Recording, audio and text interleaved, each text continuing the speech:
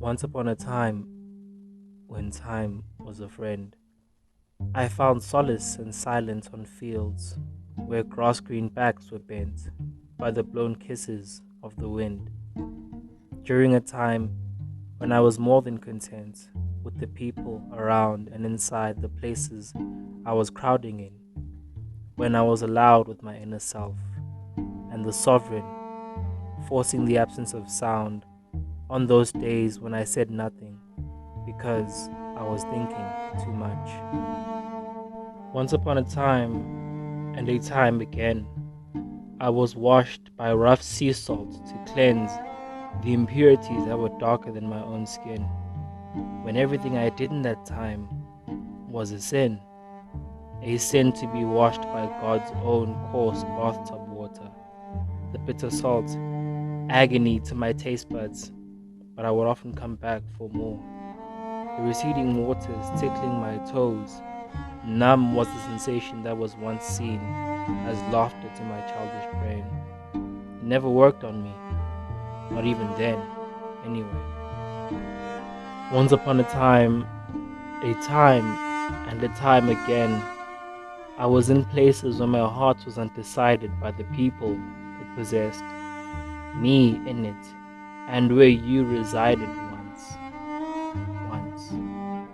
That time when my own feelings were questioned by the heaven I am seeking. Oh, beautiful heart, oh, indulgent feeling, oh, retracted mind that answers it was seeking. When dreams were a fictional story, but the deja vu I experienced this very evening. When I was fiendishly for an escape that wasn't where my mother's advice had addressed me, but rather a slim street where shady dealings of green bags filled with temporary healing, and thus, as the smoke was peeling towards the air, I was pulling closer and closer to despair. The dirty air that filled my room with depression and gloom that made that space uninhabitable. But where else could I go? Because I was in school. Once upon a time, when time was a friend, I think about you. I think about when we were able to notice each other and make amends. I remember a time when I was your friend. I remember a time when your life did not end. I remember a time when your feelings were everything you wrote down with that pen. I remember.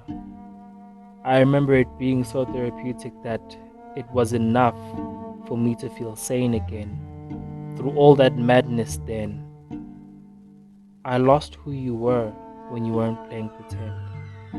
When you weren't mad at me and the decisions I had made, my friend. I miss and need you to be who you were again. I want to have a heart that lives even when I'm dormant in my own feelings, hibernating till the next time I might arise again. The time when I'll feel my own blood flowing through the life that I'm gifted so graciously again and again, time and time again.